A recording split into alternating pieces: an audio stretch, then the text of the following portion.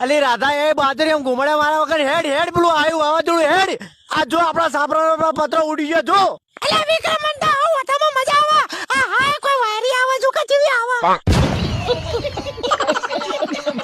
હે રાધા હેડો હવે મોન ના માગો આ વાવાઝોડું માથ ચડ્યું સ